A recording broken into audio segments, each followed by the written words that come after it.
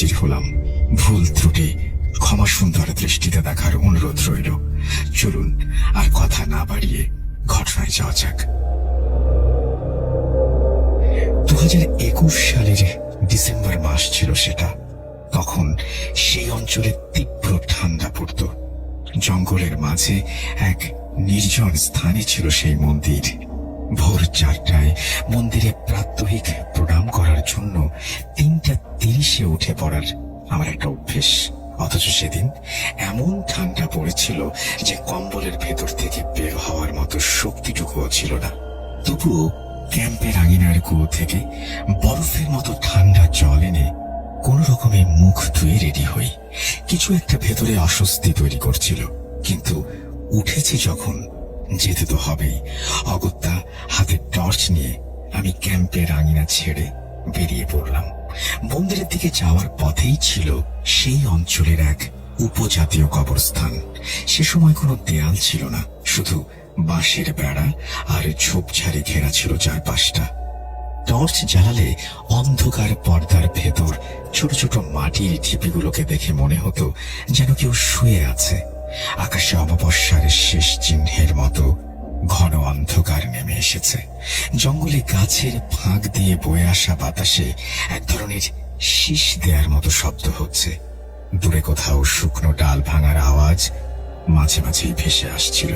চারপাশে এমন নীরবতা ছিল যে নিজের পায়ের শব্দ কানে অস্বাভাবিক লাগছিল। তখনও মন্দিরের পথ কিছুটা বাকি। কবরস্থানের কাছে পৌঁছাতেই উত্তর কোণ থেকে কেউ খুব নরম ভাবে শীষ দিচ্ছে বা গান গাইছে বলে মনে হলো। আমি হাঁটা থামিয়ে কান পেতে শোনার চেষ্টা করি। সেটা ছিল একটি পুরনো আঞ্চলিক আদিবাসী গান। অচেনা ভাষায় গানের লাইনগুলো খানিকটা গুঞ্জনের মতো শোনাচ্ছিল। এটা কি সত্যিই কোনো মানুষ গাইছে, নাকি বাতাসের শীষকে আমি গান হিসেবে অনুভব করছি? কারণ আমি সেটা এতটাই সূক্ষ্মভাবে শুনছিলাম যে মনকে একটা ঘোরের মধ্যে ঠেলে দিচ্ছিল। গানের সুরে অদ্ভুত একটা বিষণ্ণতা ছিল, যেন বহু পুরনো কারো কান্না বাতাসে মিশে ধীরে ধীরে ভেসে আসছে। এই সময় কে থাকতে পারে মনে মনে প্রশ্ন করে হাতে থাকা টর্চটা একবার ঘোরালাম। তখনই কবরস্থানের সীমানায় থাকা একটি বড় কাঠের তৈরি মাচায় একজনকে বসে থাকতে দেখি। টর্চের আলো তার উপর পড়তেই দেখলাম কালো চাদরে মোড়া একজন ব্যক্তি, মাথায় পুরনো দিনের মতো পাগড়ি। তিনি সেই মাচায় মাথা নিচু করে বসে আছেন। ভাবলাম গ্রামেরই কোনো এক ব্যক্তি হবে। পরে আরো একটু কাছে যেতে মনে হলো আসলে তিনি সেই গ্রাম দেবীর মন্দিরের পুরোহিত। তবে উনি কবরস্থানের পাশে কেন বসে আছেন? আরো একটু কাছে গিয়ে জিজ্ঞেস করতে যাব, তখনই একটা অদ্ভুত দৃশ্য দেখলাম। আমি যে পুরোহিতকে চিনি, মুখের আদল অবিকল সেই পুরোহিতের মতোই ঠিকই, খালি বয়সটা কেমন যেন এক রাতেই বেশ খানিকটা বেড়ে গেছে মনে হলো। কারণ আমি যে পুরোহিতকে চিনি তার একই রকম দাড়ি গোঁফ থাকলেও এতটাও তুলোর মতো ধবধবে সাদা না। আমার আন্দাজে ওনার বয়স ওই বছর 60-65 বছরের কাছাকাছি হবে। মুখে কাঁচা পাকা দাড়ি, কিন্তু এই মানুষটার মুখে এমন এক মৃত সাদা ভাব ছিল যেন বহুদিন ধরে তিনি অসুস্থ। তার গালের চামড়া ভেতরের দিকে ঢুকে গিয়েছে, আর সবচেয়ে ভয়ের বিষয় ছিল তিনি এক দৃষ্টিতে আমার দিকেই তাকিয়ে আছেন, অথচ চোখের পাতা একবারও পড়ছিল না। আমি নিজের অবাক ভাবটা দমন করে বিনীতভাবে তাকে জিজ্ঞেস করলাম, ঠাকুরমশাই, এখানে বসে আছেন কেন? চলুন মন্দিরে যাই। কিন্তু তিনি কোনো উত্তর দিলেন না। এরপর ধীরে ধীরে মাচা থেকে উঠে দাঁড়িয়ে আমার দিকে একবার ফিরে তাকালেন। সেই দৃষ্টি দেখে আমার শ্বাস বন্ধ হয়ে আসার উপক্রম হলো। ফ্যাকাশে সাদা মুখ, চোখের নিচে গভীর কালো। হঠাৎই তিনি খুব ধীরে ডান হাতটা উঠিয়ে কবরস্থানের ভেতরের অন্ধকার অংশটার দিকে ইশারা করলেন। আমি অজান্তেই সেই দিকে তাকালাম। এরই মাঝে সামনে সাদা কুয়াশার মতো বলয় রাস্তার উপর স্থির হয়ে জমাট বাঁধতে শুরু করলো। শীতের সাধারণ কুয়াশা হলে তো চলমান থাকার কথা, কিন্তু সেটা এক জায়গাতেই স্থির ছিল, আর তার ভেতর থেকে যেন ফিস ফিস করে কেউ কথা বলছে মনে হচ্ছিল। কেন জানি না, ঘোরের মধ্যে থেকে আমি যেন অজান্তেই সেই কুয়াশার দিকে এগিয়ে যাচ্ছিলাম। না, এগিয়ে যাচ্ছিলাম বললে ভুল হবে, কেউ যেন আমাকে তার ভেতরে টেনে নিচ্ছিল। আমার হাতের টর্চটা কখন যে নিভে গেছে আমি বুঝতেই পারিনি। চারপাশের শব্দ ধীরে ধীরে নীরব হয়ে আসছে। শেষবার আমি শুধু দেখেছিলাম সেই বৃদ্ধ পুরোহিত দাঁড়িয়ে আছেন, আর তার ঠোঁটে ধীরে একটা অস্বাভাবিক হাসি ফুটে উঠছে। এরপর আর কিছু মনে নেই। নমস্কার শ্রোতা বন্ধুরা, জানি আপনারা সবাই আল্লাহর রহমতে ভালো আছেন, সুস্থ আছেন। আমি সুকান্ত মাইতি আজ আবারও হাজির হলাম একটি অন্যরকম ঘটনা নিয়ে। কতটা ভয়ের জানি না, আপনারাই বিচার করবেন। আমরা এই ঘটনাটি প্রচার করছি আমাদের 2 মিলিয়ন সেলিব্রেশন উপলক্ষে। ঘটনায় যাই। সুকান্ত মাইতি লিখছেন, ঘটনাটি ঘটেছে আমার সেই ওড়িশার পরিচিত বড় ভাই অরিন্দম ভাইয়ের সাথে।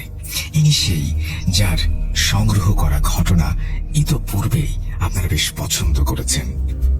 গোলক ধাঁধার জঙ্গলে ভুবনেশ্বরের পিশাচ, এছাড়াও একটি চমৎকার ঘটনা দিয়েছিলেন কলসবন্ধ আত্মা।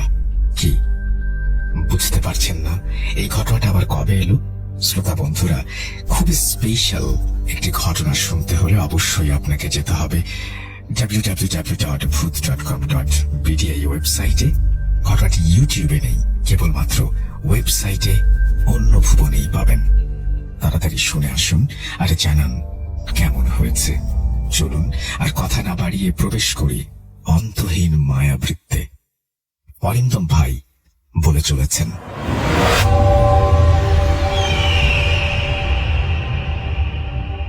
হুঁশটা ফেরে কোলাহলের শব্দে দেখি আমি রাস্তার মাঝে পড়ে আছি। রোদ ঝলমলে সকাল, সামনে কিছু মানুষ জটলা পাকাচ্ছে। তবে কি আমি এতক্ষণ রাস্তার মাঝে অজ্ঞান হয়ে পড়েছিলাম? অনুভব করলাম একজন আমাকে ধরে তুলছেন। তখনও তার দিকে নজরে যায়নি, কারণ সামনের দৃশ্যপটের চেনা জায়গায় কিছুটা পরিবর্তন দেখে আমি বিস্মিত হয়ে গিয়েছিলাম। এমনিতে কালিয়া পানির তোমকা পাহাড়ি জঙ্গলে ঘেরা এই আদিবাসী প্রত্যন্ত গ্রামে বৈদ্যুতিক সংযোগ তো দূরের কথা, রাস্তাঘাটও ঠিকঠাক মতো নেই, দোকানপাট নেই বললেই চলে। কিন্তু চোখের সামনে যা দেখছি তা বিশ্বাস করতে সমস্যা হচ্ছিল। জঙ্গল আগাছায় ঘেরা মন্দিরের সামনে দেখি 2-3টে দোকান, সৌরচালিত ল্যাম্প পোস্ট, অথচ কাল পর্যন্ত এখানে সবকিছুই ছিল না। মুহূর্তের জন্য আমার মনে হলো আমি হয়তো ভুল জায়গায় চলে এসেছি, কিন্তু না। সামনের বিশাল অশ্বত্থ গাছটা, তার ডান পাশের শুকিয়ে যাওয়া কুয়ো, আর পাহাড়ের ঢালে মন্দিরের সেই ভাঙা পাথরের সিঁড়ি, সবকিছু তো একই আছে। তাহলে বদলালো কি করে? কেন যেন চারপাশটা একসঙ্গে চেনা এবং অচেনা লাগছিল। লোকজনের পোশাকেও কেমন যেন অদ্ভুত পরিবর্তন চোখে পড়ছিল। অনেকের গায়ে নতুন ধরনের মোটা শীতের জ্যাকেট, কয়েকজনের হাতে অদ্ভুত রকমের মোবাইল ফোনও দেখলাম। এই প্রত্যন্ত অঞ্চল, যেখানে নেটওয়ার্কই ঠিক মতো আসে না, সেখানে এত ফোন এলো কোথা থেকে? সরকার থেকে অত্র এলাকা ডেভেলপ করার জন্য এই অঞ্চলে একটি অস্থায়ী অফিস চালু করেছে বটে। আমার কাঁধেই তার সার্ভে করার দায়িত্ব পড়েছে। সেই থেকে মাস 3 হলো এখানে এসেছি, এবং আসার পর এখানকার আঞ্চলিক আদিবাসী উপজাতিদের এই গ্রাম দেবীর মন্দিরটার প্রতি আমি কেমন একটা টান অনুভব করি। পুরনো পাথরের বেদির ওপর বসানো দেবীর মূর্তি। মূর্তিটা খুব বেশি পালিশ করা বা শৌখিন নয়, বরং খসখসে কালো পাথরের তৈরি। সময়ের ছাপ স্পষ্ট। দেবীর চোখ দুটো বড়, গোলাকার এবং অস্বাভাবিকভাবে উঁচু করে আঁকা। লাল রঙের ঘেরা যেন সবসময় তাকিয়ে আছে। সেই চোখের দৃষ্টি এমন, মনে হয় তুমি যেখানেই দাঁড়াও না কেন তিনি তোমাকেই দেখছেন। মাথায় জটাজুটের মতো চুল, লাল সিঁদুর আর হলুদের আস্তরণে বিধ্বস্ত, কপালে বড় করে টানা সিঁদুরের টিপ, যা গড়িয়ে নিচে নেমে এসে মুখটাকে আরো ভয়ঙ্কর করে তুলেছে। গলায় নিম পাতা, লাল কাপড় আর শুকনো ফুলের মালা ঝোলানো, যেগুলো অনেক দিনের পুরনো, তবুও কেউ সরায়নি। দেবীর মুখে এক অদ্ভুত দ্বৈততা, একদিকে মাতৃত্বের ছাপ, অন্যদিকে প্রচন্ড ক্রোধ। ঠোঁট সামান্য ফাঁক, যেন কিছু বলতে চাইছেন বা হয়তো সতর্ক করছেন। দাঁত বা জিহ্বা একটু বের করা, যা কালী সদৃশ্য রূপ দেয়। হাতগুলো সাধারণত আশীর্বাদের ভঙ্গিতে নয়, বরং এক হাতে অস্ত্রের আভাস, অন্য হাতে রক্তমাখা প্রতীক মুঠো করে ধরা। পায়ের নিচে ছোট পাথরের আকারে কিছু চাপা পড়ে আছে, যাকে স্থানীয়রা বলে অশুভ শক্তির প্রতীক। সবচেয়ে অস্বস্তিকর ব্যাপারটা হলো মূর্তির চারপাশ মাটিতে শুকনো রক্তের দাগ, ভাঙা নারকেল, কালো হয়ে যাওয়া প্রদীপ আর এক ধরনের গন্ধ, ধূপ, সিঁদুর আর পুরনো রক্তের মিশ্র গন্ধ। গ্রামের মানুষের বিশ্বাস, উৎসবের রাতে এই মূর্তির চোখ নাকি জীবন্ত হয়ে ওঠে। তখন কে মানুষ আর কে অশরীরী তা আলাদা করা যায় না। দেবীর মধ্যে আমি মা মঙ্গলাকে অনুভব করতাম, তাই মন্দিরের প্রতি আকৃষ্ট হয়ে আমি প্রায় দিনই ভোরে আসি প্রণাম করতে।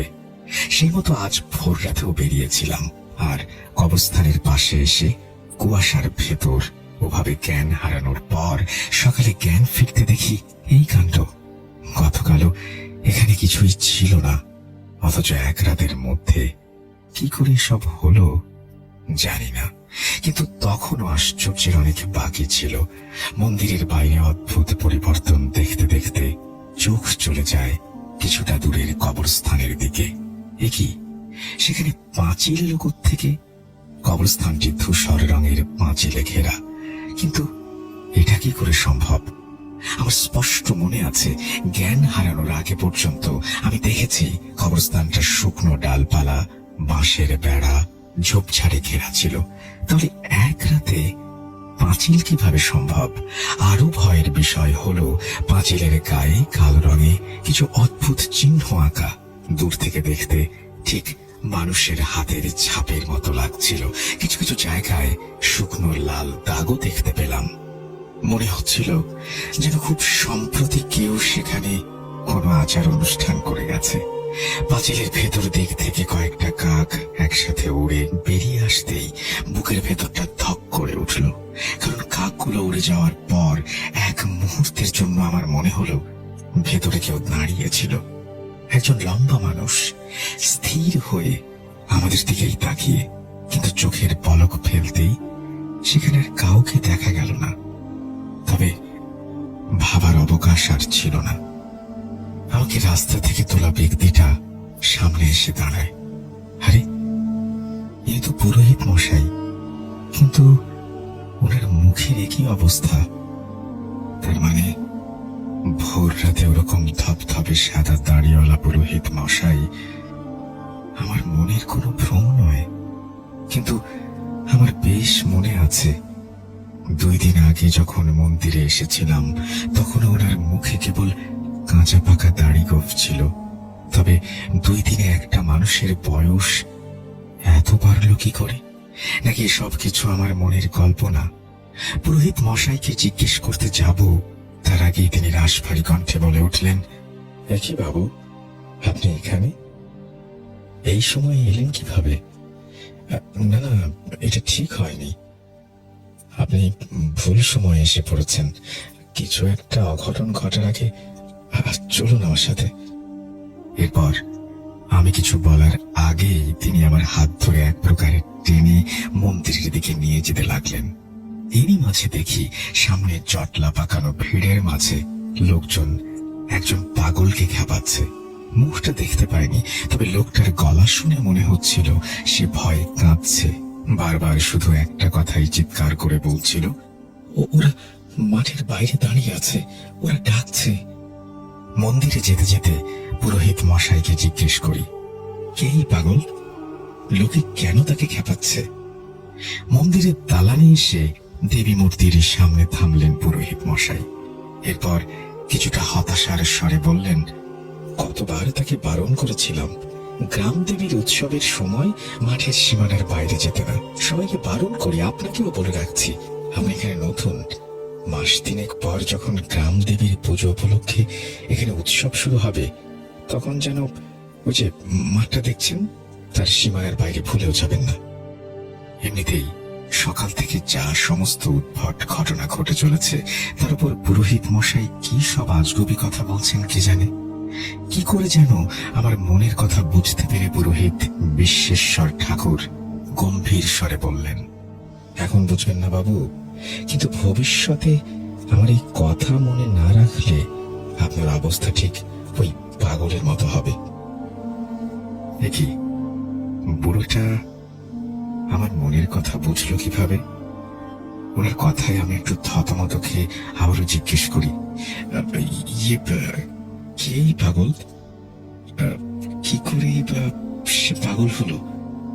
পুরোহিত মশাই আমার প্রশ্ন শুনে কিছুক্ষণ নীরব দৃষ্টিতে দেবী মূর্তির দিকে তাকিয়ে থেকে গম্ভীর স্বরে বলতে শুরু করলেন, জানি না সময়ের অন্তরালে মায়ের কি লীলা। আজ থেকে বেশ কিছু বছর আগের কথা। এই যে পাগল মানুষটিকে দেখছেন, তিনি ছিলেন তখন একজন বড় মাপের আধিকারিক অফিসার। আমাদের এলাকা উন্নততর করতে সরকার থেকে তাকে পাঠানো হয়েছিল। এখানে তদারকি করা ছিল তার কাজ। কথাটা শুনে আমি একটু চমকে উঠি। আমার জানা মতে আমি প্রথম সরকার থেকে এই এলাকায় এসেছি। তাহলে পুরোহিত মশাই যে বলছেন বেশ কিছু বছর আগে এখানে আরো কেউ এসেছিল, তবে কি আমি ভুল জানি? কিন্তু তখন মনের ভাবটা মনেই চাপা পড়ে, একরকম দম বন্ধ করা রুদ্ধশ্বাস রূপ। যখন পুরোহিত মশাইয়ের মুখ থেকে পাগল মানুষটার নাম শুনলাম, অরিন্দম দাস পট্টনায়ক, মানে আমার মতো কেউ কিছু বছর আগে এখানে তদারকি করতে এসেছিল, মানলাম সেটা। তাই বলে নামটাও এক। হয়তো বিষয়টা কাকতালীয় হতে পারত, কিন্তু একটি বিষয় নয়, দুটো বিষয় একসাথে। এও কি সম্ভব? মাথার ভেতর আমার রিরি করে উঠল, এটা কি শুধুই মিল, নাকি এখানে কিছু একটা লুকিয়ে আছে যা নজরে পড়ছে না? তবু উৎকণ্ঠা দমন করে পুরোহিত মশাইয়ের দিকে তাকিয়ে থাকি। তিনি বলে চলেছেন, ওই যে মাঠের পাশে বড় অশ্বত্থ গাছটা দেখছেন, তারই ছায়ার নিচে গ্রাম দেবীর উৎসবের আয়োজন হয়। সারা রাত ধরে পুজো সম্পূর্ণ করার পর সকালে মায়ের ভোগ বিতরণ হয়। গ্রাম দেবীর উৎসব সম্পর্কে আমাদের এলাকার একটি পুরনো বিশ্বাস আছে, পুজোর রাতে শুধু মানুষের সমাবেশ হয় না, বরং ৩৩ কোটি দেব দেবীরাও এই পবিত্র ভূমিতে আগমন করেন। তবে এর সঙ্গে আরেকটি কথাও জড়িয়ে আছে, উৎসব দেখতে মানুষের সঙ্গে সঙ্গে এই এলাকায় মৃত মানুষের আত্মা, প্রেতাত্মা, গন্ধর্বরাও এখানে আসেন। তারা মানুষের ভিড়ের মধ্যেই আমাদের মতো ঘুরে বেড়ায়। সেই পুরনো বিশ্বাস সম্পর্কে অরিন্দম বাবু কিছুই জানতেন না। পুরোহিত মশাই আবারও একটা দীর্ঘশ্বাস ফেলে মন্দিরের বাইরের মাঠটার দিকে তাকিয়ে কিছুক্ষণ চুপ করে রইলেন। আমি লক্ষ্য করলাম ওনার হাতটা কাঁপছে। মনে হচ্ছিল বহুদিন আগের কোনো ভয়ঙ্কর স্মৃতি আবার সামনে ফিরে এসেছে। সেদিন সারা রাত ধরে পুজোর নানান রকম আয়োজন চলছিল।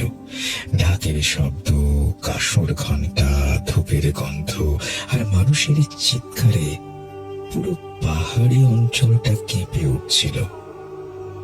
অরিন্দম বাবু তখনও জানতেন না কখন যে তিনি গ্রাম দেবীর উৎসবের মাঝখানে অজান্তেই সেই রহস্যময় জগতের প্রান্তে এসে পড়েছিলেন। উৎসবের প্রধান রাত। মাঠ আর মন্দির চত্বর মানুষের ভিড়ে উপচে পড়েছে। শোভাযাত্রা আর পূজা দেখতে আসা মানুষের নানা প্রান্ত থেকে ঢল নেমেছিল সেদিন। কাঁধে কাঁধ মিলিয়ে দাঁড়ানো সেই ভিড়, মাটির দিকে তাকালেও মাটি দেখা যায় না, এতটাই ভিড়। অরিন্দম বাবু সেই উন্মাদনায় মত্ত হয়ে দাঁড়িয়েছিলেন। কোনো কিছুর পরোয়া না করে উৎসবের নেশায় তিনি সেই জনসমুদ্রের মাঝখানে ঢুকে পড়েন। যদিও গ্রামে আসার পর কথায় কথায় তাকে উৎসবের অলৌকিক বিষয় সম্পর্কে অবগত করেছিলাম, কিন্তু শিক্ষিত মানুষ হিসেবে তিনি আমার কথাগুলো শ্রেয় ফুরিয়ে দিয়েছিলেন। হেসে বলেছিলেন, ভূত প্রেত বলে কিছু হয় না ঠাকুর মশাই, এগুলো সব মানুষের কুসংস্কার। পুরোহিত মশাই কথাটা বলতে বলতেই মৃদু মাথা নাড়লেন। তারপর তার চোখে মুখে হতাশা স্পষ্ট হয়ে উঠল। সেদিন সেই ধাক্কাধাক্কি আর ঠেলাঠেলিতে পড়ে সামনে বা পেছনে যাওয়ার উপায় না পেয়ে অরিন্দম বাবু সেই জনসাগরের মধ্যে আটকে যান। কিন্তু সেই ভিড়ের মধ্যেই তিনি একটি বিষয় বুঝতে পারেন, তার শরীরে ধাক্কা খাওয়া কিছু মানুষের শরীর অস্বাভাবিক ঠান্ডা। ঘামে ভেজা মানুষের ভিড়ের মধ্যে বরফের মতো ঠান্ডা দেহের কিছু মানুষ। তাদের লক্ষ্য করার চেষ্টা করলেও ভিড়ের চাপে নিয়ন্ত্রণ হারিয়ে যায়। মানুষের ভিড়ে ধাক্কা খেয়ে চলতে না পারার অবস্থায় এক মুহূর্তে তিনি মনে করলেন তিনি যেন একা হয়ে গেছেন। এক অদ্ভুত ভয়ের পরিস্থিতির মধ্যে পড়ে অরিন্দম বাবু তুলতে লাগলেন। ধাক্কাধাক্কির মধ্যে কারো হাত যেন তাকে টানছে মনে হলো, আবার কেউ যেন তার কানে অদ্ভুত কিছু কথা বলছে, এমন অনুভূতি হচ্ছিল তার। কিন্তু আশ্চর্যের বিষয়, চারপাশে এত শব্দ থাকা সত্ত্বেও সেই ফিসফিসানি তিনি স্পষ্ট শুনতে পাচ্ছিলেন। কেউ বলছিল, সীমানা পার করো না। আবার আরেকটা কণ্ঠস্বর বলছিল, ওকে নিয়ে চলো। উৎসবের সেই আলো হঠাৎ যেন মায়াবী রূপে ম্লান হয়ে আসে। ঢাকের আওয়াজও তখন বহুদূর থেকে ভেসে আসা কোনো ক্ষীণ প্রতিধ্বনির মতো কানে শোনাচ্ছিল। চারপাশের মুখগুলো ধীরে ধীরে ঝাপসা হতে শুরু করে। মানুষের মুখের ভেতর অন্য কারো মুখ ভেসে ওঠে। কারো চোখ ছিল না, ঠোঁট নড়ছিল অথচ শব্দ বেরোচ্ছিল না।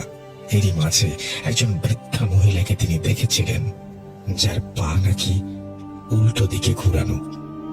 কিন্তু ভিড়ের মধ্যে কেউ যেন সেসব খেয়ালই করছিল না। পুরোহিত মশাইয়ের কথা শুনতে শুনতে অজান্তেই গলা শুকিয়ে যাচ্ছে অনুভব করলাম। মন্দিরের ভেতরটা আচমকাই কেমন যেন ঠান্ডা হয়ে উঠেছে। বাইরে সকাল হলেও ভেতরে আলো কমে এসেছে মনে হচ্ছিল। পুরোহিত মশাই বলে চলেছেন, অরিন্দম বাবু সত্যিকারের ভয় পেতে শুরু করেছিলেন সেই মুহূর্তে।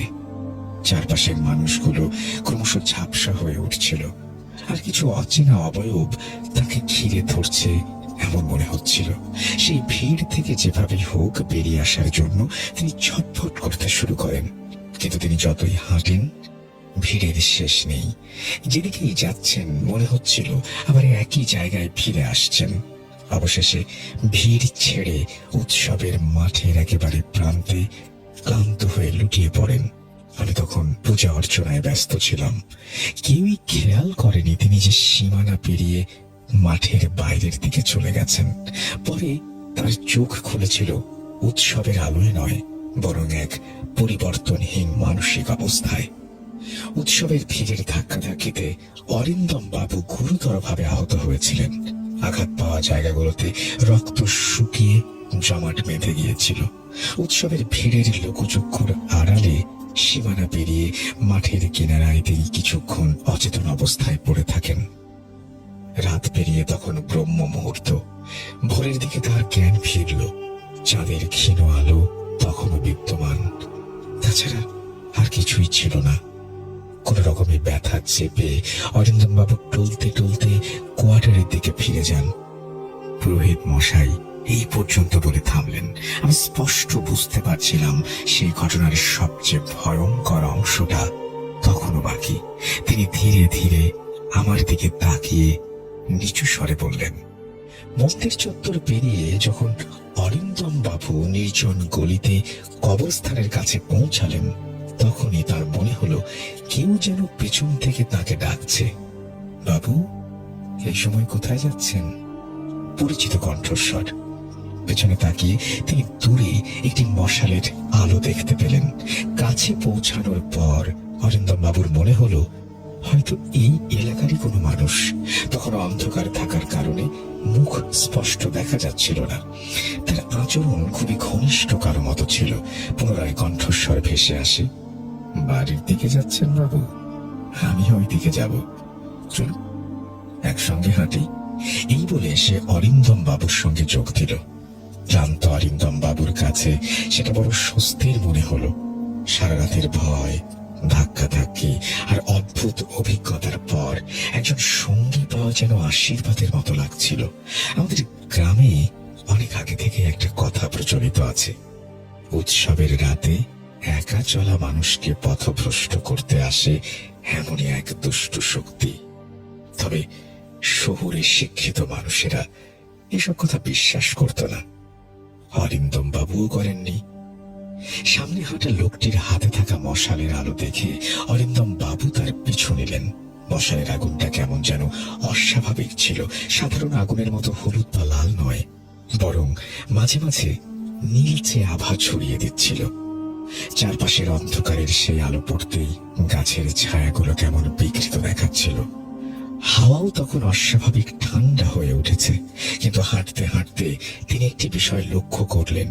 সামনে হাঁটা লোকটি যে পথ অতিক্রম করছে, সেই পথ যেন অদ্ভুত ভাবে বারবার সামনে ফিরে আসছে।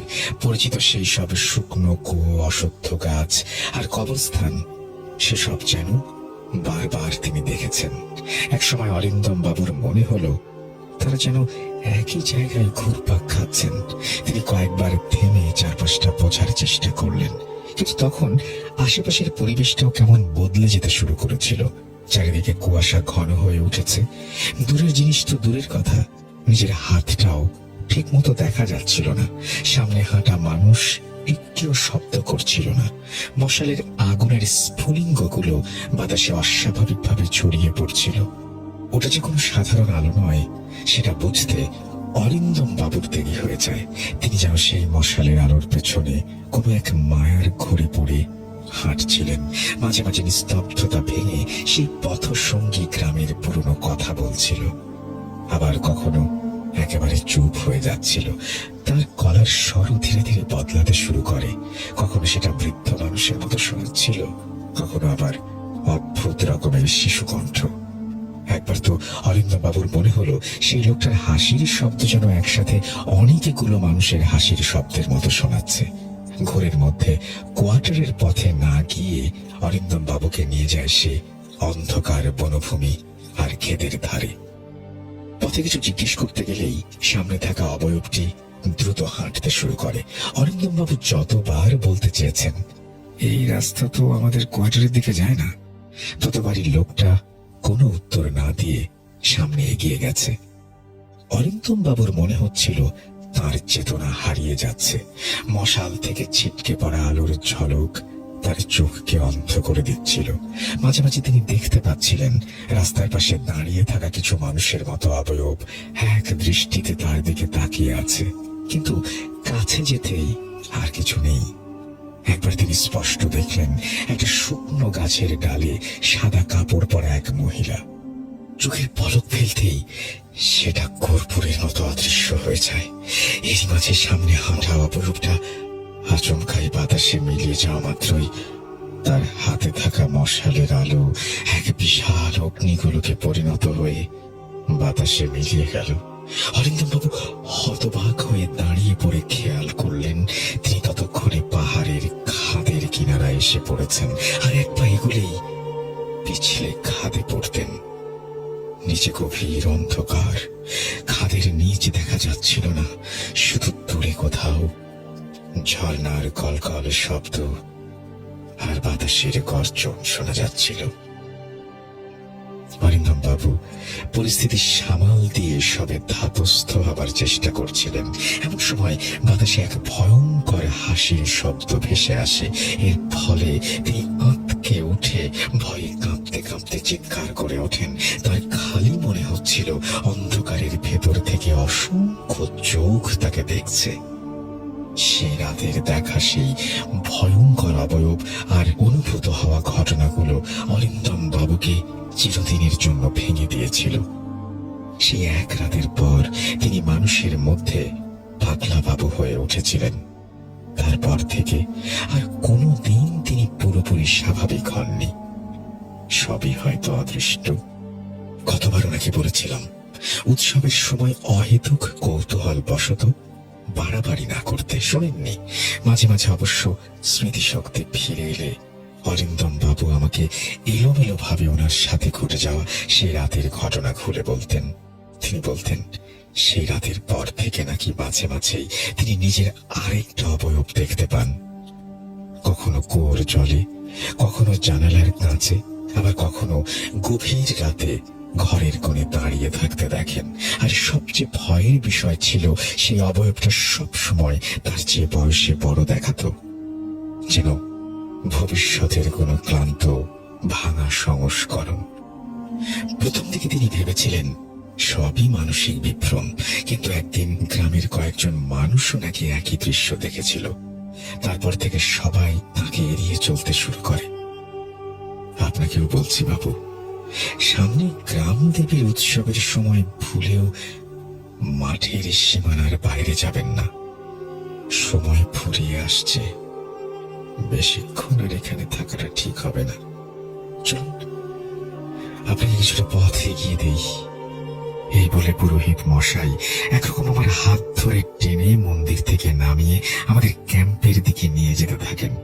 মন্দির থেকে বেরোনোর কয়েক মুহূর্তের মধ্যেই পাঁচিল ঘেরা কবরস্থানের পাশে পৌঁছাই।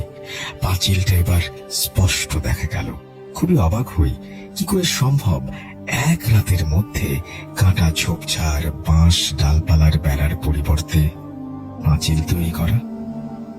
কিছুই বুঝতে পারছি না। পাঁচিলের গায়ে কালো রঙের দাগগুলো এবার আরো স্পষ্ট দেখা যাচ্ছিল। কিছু কিছু জায়গায় হাতের ছাপের মতো চিহ্ন, মনে হচ্ছিল যেন ভেজা কাদা মাখা হাত দিয়ে পাঁচিল ছুঁয়ে রেখেছে। এদিকে তখনও বিস্ময়ে পুরোহিত মশাইকে জিজ্ঞেস করতে চলেছি যে তিনি এভাবে কেন টেনে নিয়ে যাচ্ছেন। তিনি নিশ্চুপ। কবরস্থানটা পেরোনোর সময় আবারও চোখে পড়ল মস্তিষ্ক বিকারগ্রস্ত অরিন্দম বাবুকে কিছু লোকজন খেপাচ্ছে। তিনি রাস্তার পাশে বসে নিজের মনেই কি যেন বিড়বিড় করছিলেন। হঠাৎই তিনি মুখ তুলে আমার দিকে তাকালেন, আর সেই দৃষ্টি দেখা মাত্রই আমার বুকের ভেতরটা কেমন যেন মুচড়ে কেঁপে উঠল। কারণ তার চোখে এমন এক আতঙ্ক ছিল যেন তিনি আমাকে চিনতে পেরেছেন। কিন্তু সেই সঙ্গে এবারে যে দৃশ্যটা চোখে পড়ল তা দেখার পর আমার চক্ষু চরক কাজ। আতঙ্কে ভাষা হারিয়ে ফেলেছি। তার চেয়ে অবাক করা বিষয়, ভোর রাতের মতো আবারও জমাট বাঁধা ধোয়ার মতো কুয়াশার বলয় ভেসে উঠেছে রাস্তার মাঝে। এবার কুয়াশার ভেতর থেকে যেন ক্ষীণ ফিস ফিস শব্দও ভেসে আসছে। মনে হচ্ছিল কেউ আমার নাম ধরে ডাকছে। আচম্বিতে পুরোহিত মশাইয়ের দিকে তাকাতে না তাকাতেই দেখি উনি হঠাৎই ফিরে যান বাবু, ফিরে যান বলে আমাকে সেই কুয়াশার বলয়ের মধ্যে এক প্রকার ঠেলে দেন। হুড়মুড়িয়ে কুয়াশার ভেতরে পড়ে যাওয়ার সময় তখন দূর থেকে পুরোহিত মশাইয়ের ক্ষীণ কণ্ঠস্বর ধোঁয়ার ভেতরে প্রতিধ্বনিত হচ্ছিল, ফিরে যান বাবু, ফিরে যান, ফিরে যান বাবু, ফিরে যান। ধোঁয়ার বলয়ের ভেতর হুড়মুড়িয়ে পড়ে গিয়ে কোনো কিছুতে আঘাত পাই। জ্ঞান হারানোর আগে পর্যন্ত শেষ দৃশ্যপটটা চোখের সামনে আবছা ভাসছিল। মস্তিষ্ক বিকারগ্রস্ত অরিন্দম বাবুর এলোমেলো আগোছালো মুখটা তখন মনের গহীনে একরাশ প্রশ্নের ঝড় তুলেছে। একটি মানুষ আমারই মতো কয়েক বছর আগে এই এলাকায় চাকরির সুবাদে এসেছে, যেই মানুষটার নামও আমার নামের সাথে কাকতালীয় ভাবে মেলে, কিন্তু কুয়াশার ভেতর পড়ে যাওয়ার আগে যেটা দেখলাম সেটা কি করে সম্ভব? জানি না বাস্তবতার সাথে এর কোনো সম্পর্ক আছে কিনা। আমি স্পষ্ট দেখেছি সেই অরিন্দম বাবু অবিকল আমার মতো দেখতে, শুধু বয়সের পার্থক্য 15 20 বছরের। শুনেছি পৃথিবীতে নাকি 7 জন মানুষ একই রকম দেখতে হয়, তাই বলে সেটা আমার সাথেই ঘটল। সকাল থেকে যা সমস্ত ঘটে চলেছে, এসবের কি কোনো ব্যাখ্যা আছে জানি না। আর কিছু মনে করতে পারিনি, বেহুশ হয়ে পড়ে যাই। আচমকাই কোনো কিছুতে আঘাত পেয়ে হুঁশটা ফেরে, তবে এবার চোখ খুলতেই দেখি চারদিকে খুটখুটে অন্ধকার। এ কি? তার মানে গোটা একটা দিন আমি অজ্ঞান হয়ে পড়েছিলাম, কিন্তু কোথায় আমি? অন্ধকারে ঠিক সেরকম ঠাহর করতে না পারলেও পাশে দেখি একজন শব্দ করে উঠে দাঁড়াচ্ছে। পাশের মাটির কলসি ভেঙে মোমো করা তালের রসে ভিজে যাচ্ছে মাটি। বুঝলাম অন্ধকারে রস সংগ্রহকারী মানুষটা আমার শরীরে হোঁচট খেয়ে পড়েছে। আসলে আমি যে রাস্তার মাঝখানে পড়ে আছি সেটা আগে না বুঝতে পারলেও এখন পারছি। অন্ধকারটা ততক্ষণে চোখে সয়ে গেছে, আঁধারেরও একটা আলাদা আভা আছে। সেই আবছা আভায় ঠাহর করতে পারছিলাম কেমন করে যেন আমি পাহাড়ের প্রায় পাদদেশ সংলগ্ন জঙ্গলটার রাস্তার উপর পড়ে আছি। জানি না সেখানে কি করে গেলাম, আর সারাদিনে কারোর চোখেই বা কেন পড়লাম না। চারপাশে ভেজা মাটির গন্ধ, দূরে কোথাও ঝিঁঝি পোকার ডাক ভেসে আসছে। জঙ্গলের গাছগুলো অন্ধকারে কেমন যেন কালো ছায়ার মতো দাঁড়িয়ে আছে। মাঝে মাঝে ঠান্ডা বাতাস এসে গায়ে লাগছিল। সেই বাতাসের মধ্যে এক ধরনের কাঁচা তালের রসের গন্ধ মিশে আছে। দেখলাম আমাকে ওভাবে রাস্তার উপর পড়ে থাকতে দেখে লোকটাও অবাক। আমার পোশাক আশাক দেখে কিনা জানি না, লোকটা বাবু সম্বোধন করে নিজে থেকে এসে আমাকে ধরে তুলল। তখন তার শ্বাস দ্রুত ওঠানামা করছে। মনে হচ্ছিল সে বোধহয় কোনো কিছুর ভয়ে দৌড়েছে। আমি উঠতে উঠতে তাকে জিজ্ঞেস করলাম, কি হয়েছে ভাই? তুমি এইভাবে অন্ধকারে ছুটে আসছিলে কেন? লোকটা আমাকে তুলেই বুকের উৎকণ্ঠায় ঢোক গিলে থতমত খেয়ে বলতে শুরু করে, মাঠের পাশে যে শতাব্দী প্রাচীন অসত্য গাছটা ছায়া বিস্তার করে দাঁড়িয়ে আছে, যার নিচে গ্রাম দেবীর উৎসব উজ্জীবিত হয়, আপনি হয়তো জানেন কিনা জানি না, সেখানে রাতে খুব কেউ একটা যায় না। সেই মাঠের পাশেই তাল বাগান আছে একটা, সেখানেই আজ রাতে রস সংগ্রহ করতে গিয়েছিলাম।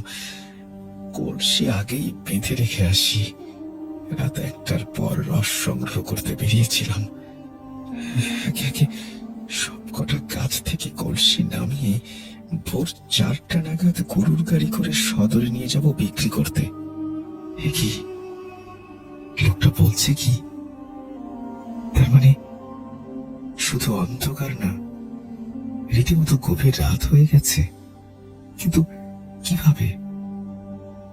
লোকটা বলে চলেছে, কালিয়াপাড়ির এলাকায় কালো তাল গাছগুলোকে ঠিক যেন আকাশের দিকে হাত বাড়িয়ে দাঁড়িয়ে থাকতে দেখা যায়। একজন রস সংগ্রহকারক হিসেবে আমার কাছে সেই জায়গাটি স্বর্গ। আমি পাশের গ্রামে থাকি। কালিয়াপাড়ির বিস্তৃত গিরিপথ পেরিয়ে তালের রসের গন্ধমাখা বাতাস এই জায়গার বিশেষত্ব। একটা সময় আমার বাড়ির অবস্থা খুবই খারাপ ছিল, সেটাই আমাকে রস সংগ্রহের কাজে নিয়ে আসে। এই সদর থেকে রস সংগ্রহ করতে আসা গরুর গাড়ি ভোর 4টায় পৌঁছায়। সেই গাড়ি আসার আগেই এই কলসিগুলো নামিয়ে প্রস্তুত রাখতে হয়। তাই আমার কাছে ঘুম প্রায় অচেনা। রাত প্রায় 1টা বাজলে আমি ছুরি আর পাত্র নিয়ে নির্ধারিত তালগাছ চলে উঠি। আজও বরাবরের মতো তাই এসেছিলাম। আজ গ্রাম দেবীর মন্দির সংলগ্ন মাঠের কাছে ওই তাল বাগানে রস সংগ্রহ করার পালা ছিল। লোকটা কথাগুলো বলতে বলতে বারবার ভয় পাওয়া চোখে এদিক ওদিক তাকাচ্ছিল। আমি বুঝতে পারছিলাম সে খুবই উত্তেজিত এবং আতঙ্কিত। বলে চলেছে লোকটি, জানি না কোনো গুরুত্বপূর্ণ দিন ছিল কিনা, ওই একটা বড় পুজো হচ্ছিল গ্রাম দেবীর মন্দিরে। রাত প্রায় 1টা পর্যন্ত সেই পুজো চলেছিল। প্রদীপের আলো আর কর্পূরের গন্ধ তালবাগান থেকে সর্বত্র বিরাজমান। এছাড়াও মন্ত্র উচ্চারণ, মাদলের শব্দ চারিদিকের পরিবেশকে মুখরিত করে তুলেছিল।